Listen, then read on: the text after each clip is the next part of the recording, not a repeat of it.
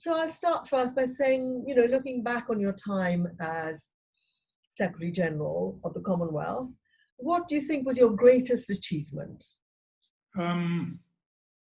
Rita, first of all, let me say what a pleasure it is to be connected once again with the Round Table. It's the oldest international journal in the world, isn't it?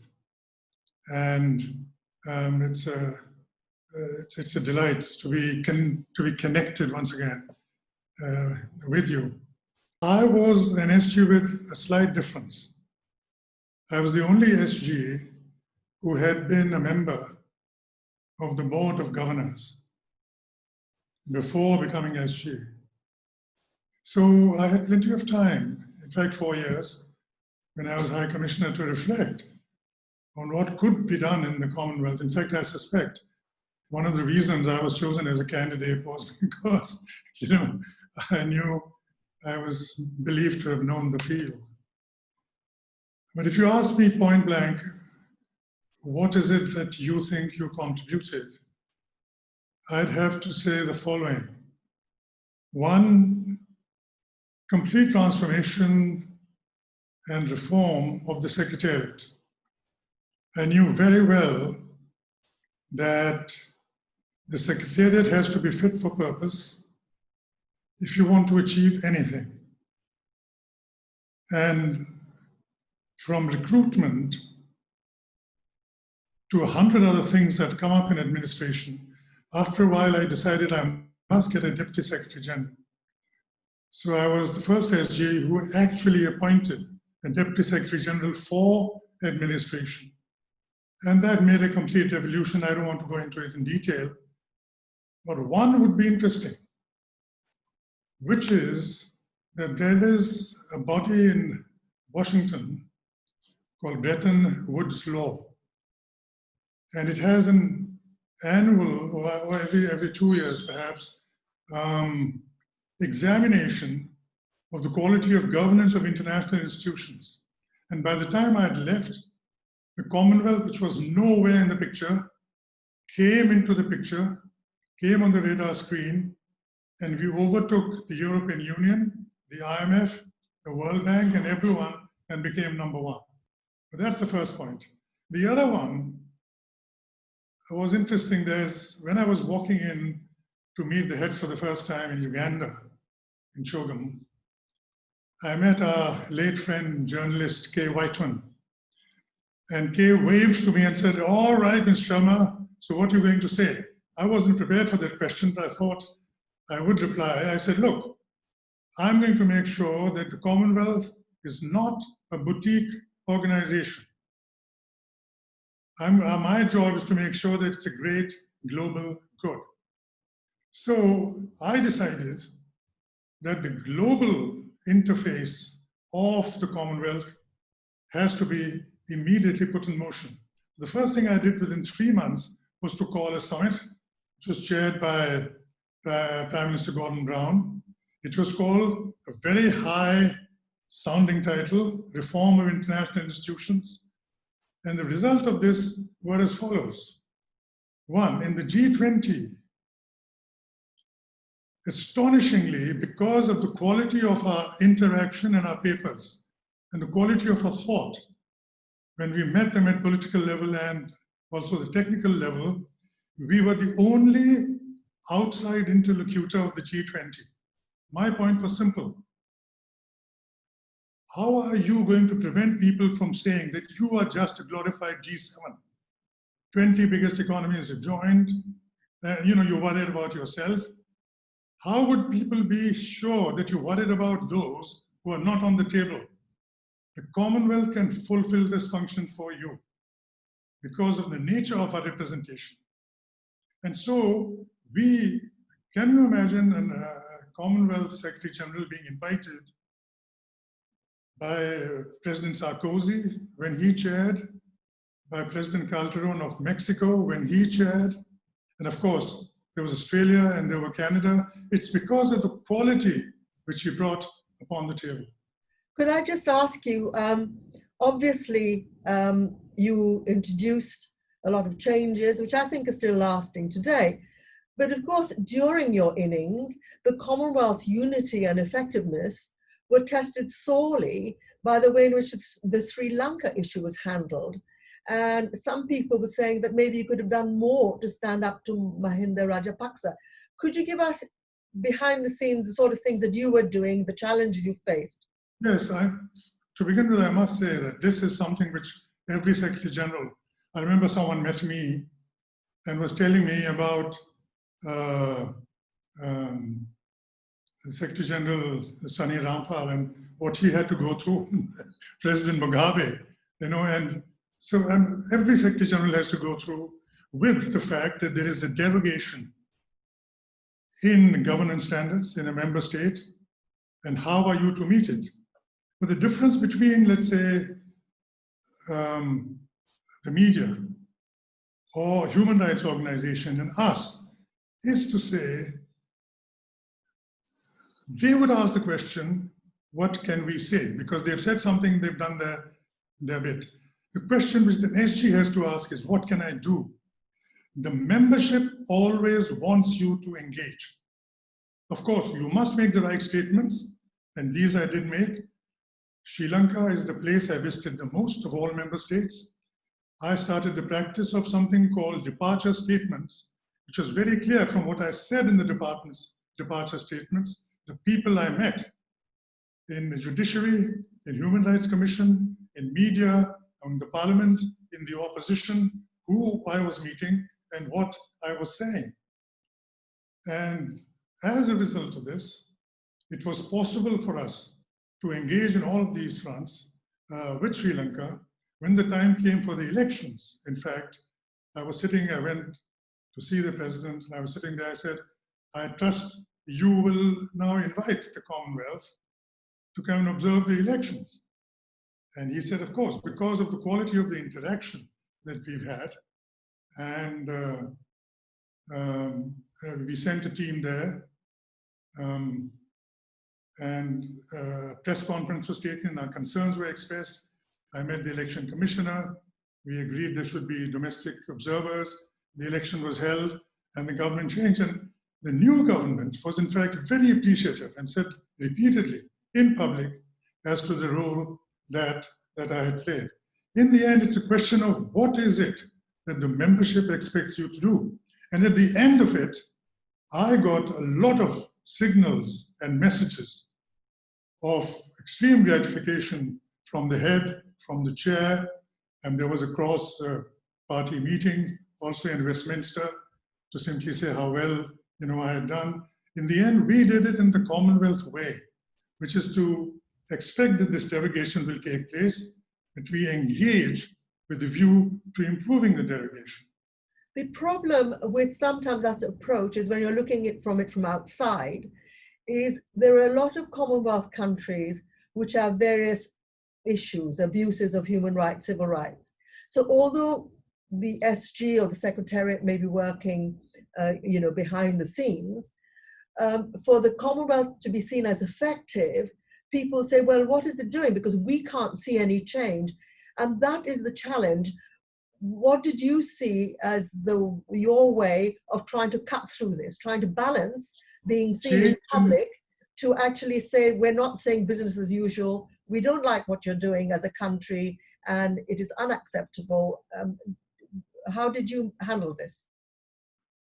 I met the Speaker of the Parliament himself directly, and we had prepared a first-class a brief on senior judicial appointments and how they are made and how they can be terminated, Commonwealth-wide practice. This was given to me by me to the Speaker. And this went into, after that, in their systems, they've taken that into account. I went to the Human Rights Commission and he said, look, it is your task as a domestic body, which is a watchdog body, to say things as to what is happening, and we strengthened them and we gave them the support which they needed. I met the media people. I went to the north and I met the people also of the minority community, which were very disgruntled, and I told them What is it that we were trying to do? So in the end, the process was a very positive one. We held a round table in the Marlborough House itself, where we called all the countries that had experience of civil conflict, what had worked for them, what had not worked for them. And the head of the president's office himself came with a delegation, and they told us they had learned an enormous lot from all that experience. That's the Commonwealth way. We contribute to your knowledge, and we expect that you will engage in transforming this information and this knowledge into your internal systems. You became SG in 2007 with the strong support of India. Do you think India became a more active and committed member of the Commonwealth under your watch? India always was. If you see the role of Nehru in the creation of the Commonwealth, everyone, I think, concedes that there's one person who was responsible for the emergence of the modern Commonwealth. It was Nehru. And there's been a book written on that very subject. So India has always contributed. But I can tell some of the things which happened when I was there. India contributed £1 million for Commonwealth Connects. And Commonwealth Connects was my huge project, which is the digitalization of the Commonwealth. And it has had fallout everywhere. It created a platform where more than 100 bodies of the Commonwealth can in fact lodge, and at no expense to them, so you'll know about this, can in fact interact globally. We created the education hub. We created the health hub. We created the internal logistical system. So that was actually started by India. The other thing India did was, India recognized that we can't leave it to the old Commonwealth only to make a contribution to the Commonwealth Fund for Technical Cooperation. And they twice agreed to double the amount which they have been contributing. And it is now, I think, it stands at 2 million. A third thing they did was, from their technical cooperation program, they offered 75 seats directly to CFTC for training slots. And India was the only country for 4 years, I think, the only one, and this will interest you, which made a contribution to the Media Development Fund of the Commonwealth. India also contributes to one body in the sports section to start Sports for Development and Peace in the Secretariat, and paid for that body for 3 years. As a result, whenever Commonwealth Games are held, the country hosting the games now deputes one person. It was UK, then it was Australia, so that this was something additional which became possible as a result of what India did. This is some of the things which come to my mind. When our members, roundtable members, and members of the civil society organizations heard about these series of interviews, obviously they were very, very excited and wanted some of their questions to be addressed, especially with, as you can see, there is so much going on at the moment, nationalism, populism, etc. And they were wanting to know what role the Commonwealth can play in the situations to be noticed. And they had a few questions, and one was, there were missed opportunities in the implementation of the 2011 Eminent Persons Group Report and of the 2018 High Level Group Review. Do you feel that this was a failure in a way? No, I think, there were 120 odd items of the Eminent Persons Group, and most of them were accepted, some were not. And all of them can't be implemented at the same time, obviously, but a lot of them were. And one of the biggest ones which was implemented was the promulgation and the development of the Commonwealth Charter. Now, this took a lot of time and energy because I wanted this to be done, not as something which is done by the executives of the Secretariat, but something in which all countries can participate. So it really went online. And anybody who was in the Commonwealth could give their suggestions. It went on for 1.5 years. Then it was finally inaugurated. This was a suggestion that was implemented. There were other encouragement which was given by them, which was implemented by us. One of them was to do something with the fragility of many of our member states. And I want to tell you that I am greatly encouraged by the notion that the Commonwealth has a big contribution to make globally by some of the things we were able to achieve. I'll give you one or two instances. I was in Samoa, and we had the Small Island Development States Summit out there. And I was in a session and I was speaking, and the Under-Secretary General of the UN was there too. At one point, he turns to me and he said that we used to have a decades-old index called developed, underdeveloped, least developed. But thanks to the intellectual input of the Commonwealth, we've now adopted their indexing and format and call it the Resilience Vulnerability Index.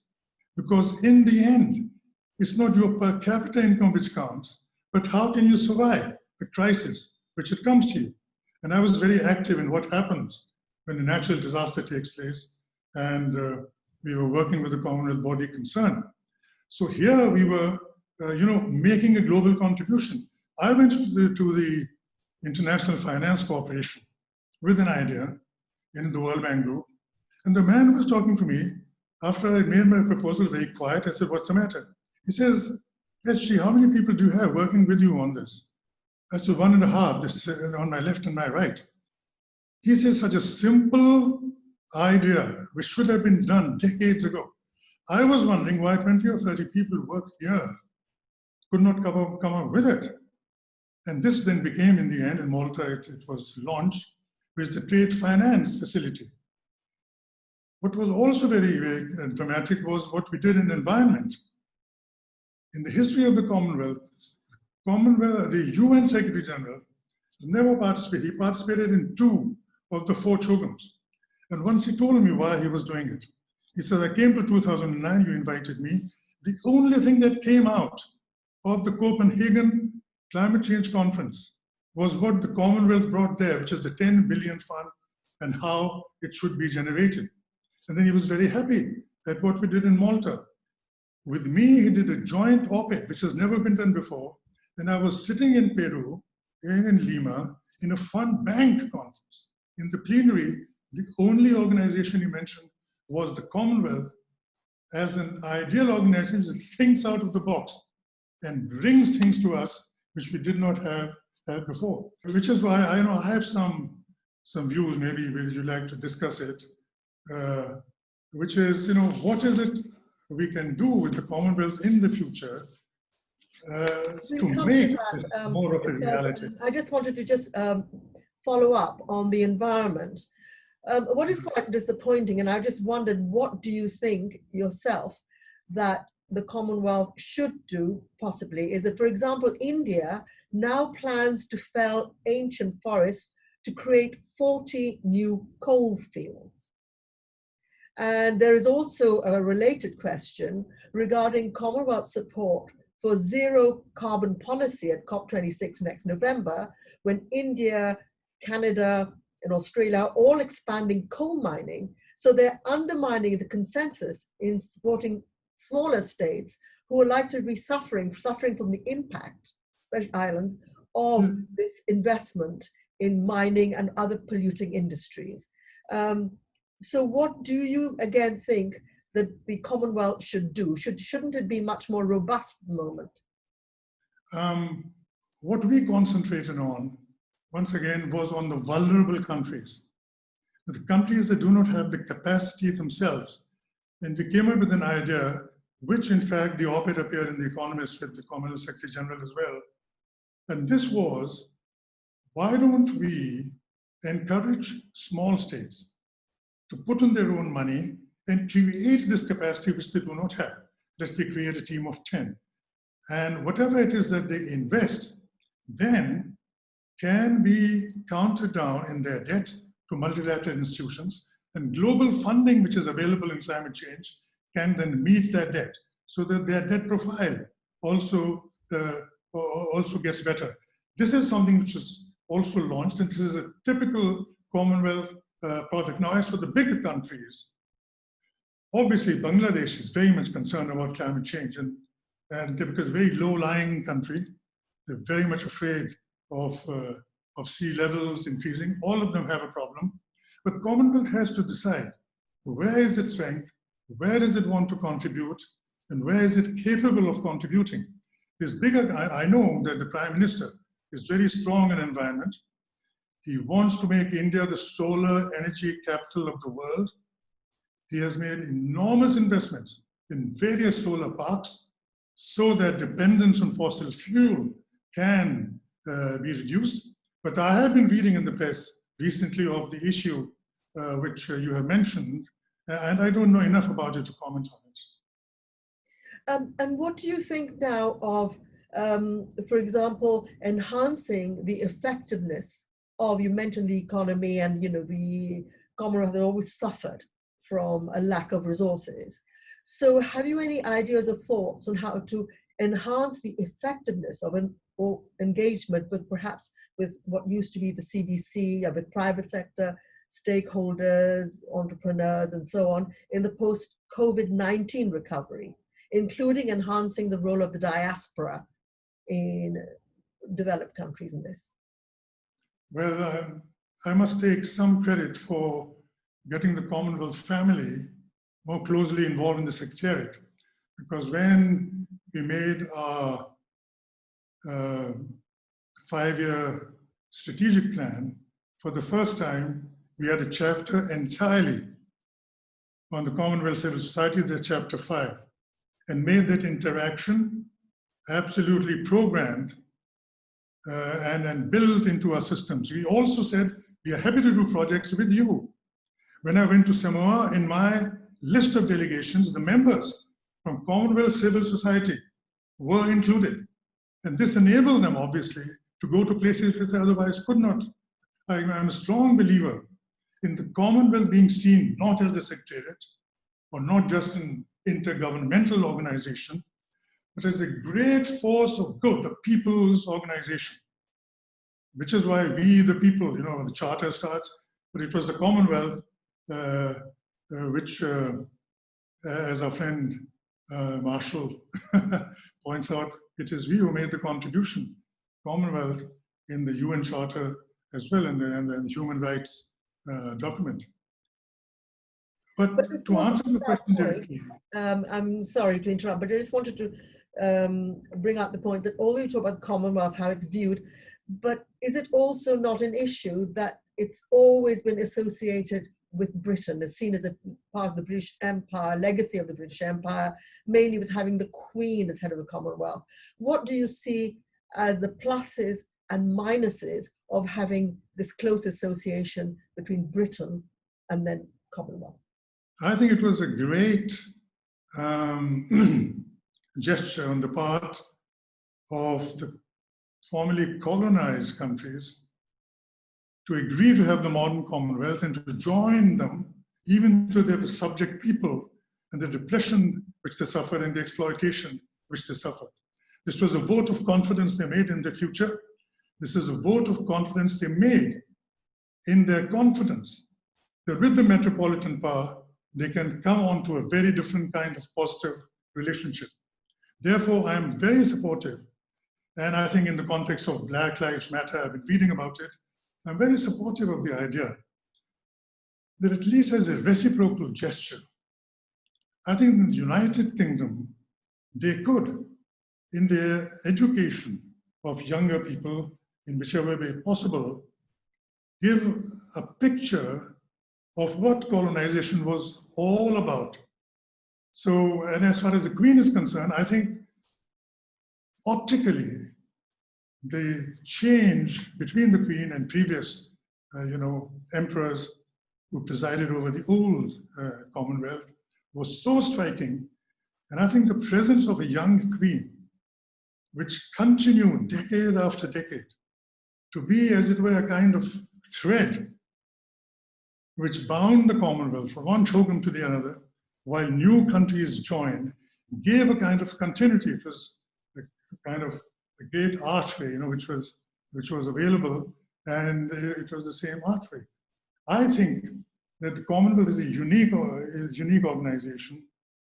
I believe that the connection with the United Kingdom is integral to this. I believe it has not hampered the Commonwealth being seen with the greatest admiration and with respect in the outside world. I was in Paris, I addressed UNESCO, and a non-Commonwealth member comes up to me and he asked me, all right, Secretary General, can you tell me what is the magic? That's the word he used. In New English, what is the magic in the Commonwealth? Abdou Diouf, head of Francophonie, I worked very closely with him. He was a great admirer, and I'm very grateful to him how we worked together also in the G20. And he also said the same sentiments to me. And this I have heard in many places. It's seen as a unique organization. And I think we need now to see, my view is, that the heads now have to take, should be taking a very considered view of where it is they want to go with this organization, seeing the change that is taking place around us. And I had some thoughts in mind about this. The first one is that whenever there is a visit by one head of government or state of the Commonwealth to another Commonwealth country, we must mention the Commonwealth in the joint communique.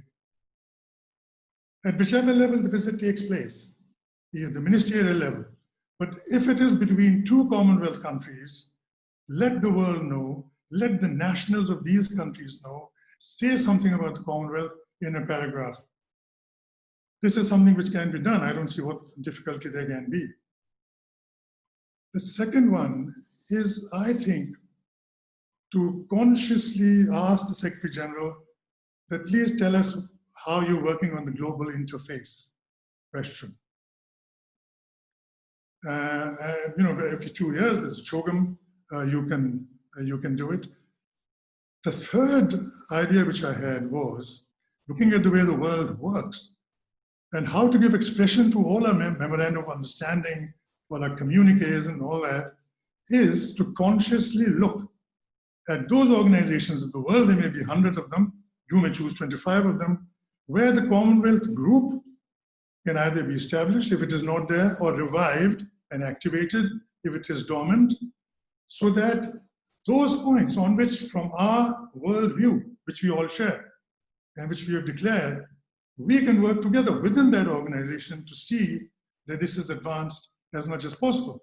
This will have the Commonwealth working, not just in London or here and there, but everywhere, all over the world. The fourth idea is this vulnerability resilience index. This is a stroke of genius as far as Commonwealth is concerned. In the future, wherever we look at what is going to happen to us, is there a pandemic? Is there a financial collapse? Is there a trading collapse? What's happening? It's a question of resilience and vulnerability at all levels. I think we should work as a Commonwealth copyright, intellectual property, which we need to develop. The area I would say the heads should define as special to the Commonwealth, we have 30 areas in which we have declarations. I feel is education. Because education is what will make any country at any level integrate with the rest of the world. We all know the arguments for health and everything else. Education also happens to be the area where we've already made a contribution. Commonwealth class, which we started. I got a letter from a school teacher, a school principal in Cape Town. You know how it began? It said, bless you, bless you, bless you, SG. For the first time, we are in a slum area. The eyes of our children have lit up when we see the material which the Commonwealth class is sending to us. The other one is virtual university from Vancouver. We've started a virtual university, and I have participated in it from the Commonwealth of Learning. And then the education hub, which has been started, which was approved. So we have already made. I think we should adopt education as an area to work in. And lastly, very important, which are the population groups we have to work overtime on? Firstly, youth. I'm glad to say I could make a great contribution to youth in various areas. If I start reeling out everything we did in the area of youth, we have a youth council now with a secretariat, which no other organization has these things. We have a youth development index. No other organization has. It's a global index which we prepare. We have a youth entrepreneurial association and so on. And the other one, of course, is women. Because I strongly believed that the core prejudice, the one cultural prejudice which mankind, and I say deliberately mankind, shares is the prejudice against women. This is the greatest challenge before, once again, mankind, not humankind, before mankind. And I think the time has come when the head should say, look, we've achieved so much. It's really, truly incredible. We don't, play our own trumpet. But we are a valued organization by all the member states. That I know for a fact. We achieved so much. But let us now try and tell the organization what it is we want the most of in the work that you do. These were my thoughts about the future. And as a final comment, if you had to think of one message that you want to send out, or some proposal to say, how can you make the Commonwealth most relevant today? Can you think of just one or two really strong points so that it becomes? I think the first one is youth, because 60% of the population of the Commonwealth is under 29. Whenever I traveled, I made it a point to address youth gatherings. Whatever you do must be something which is of value to your young population, and of course women that I mentioned. So if you say only one thing, then I would say every way possible, lift the youth of the world. Commonwealth is an organization of values. It is an organization for the vulnerable. It is an organization for the world. It is an organization of the times. And above all, it is an organization of the young. Good. It shows that the Commonwealth still lives within you and in your head and in your mind. Just one quick last question. So I gather that there is a book you are working on where you'll be sharing all these experiences. How far have you got with that? Indeed, Rita, many people did suggest. In fact, then I felt the logic of the argument. There is a book. The first draft is ready. I'm working on it. I'm hoping by the end of the year, at least my job will be completed, then I'll look for a publisher. This is not a kiss and tell book. It's not a book that's going to titillate. It really is a book of people working in the vineyard. And I think there's an obligation of a person in my position to let people know in an organized way what is it try to do in 8 years. Because one of the chapters in my book is a cascading Commonwealth, in which I have said how much of what I tried to do actually I got from, let's say, the Coulomb document, or from nothing in the world is all that new. You decide on what you want to do.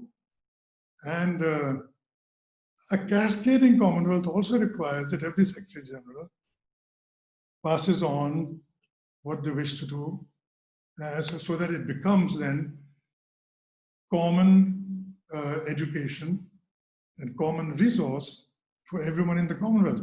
So I've taken long in doing it, and certainly I would have done a better job earlier, because it's 4 years since I was in the job. But even so, better late than never. Excellent. Well, thank you. And hopefully the next time we speak, you'll be telling us about your book. But in the meantime, best wishes from us all. And I'm sure colleagues in the Roundtable, civil society organizations will be passing on their thanks to you. Thank you. Rita, it's lovely to do something for the roundtable.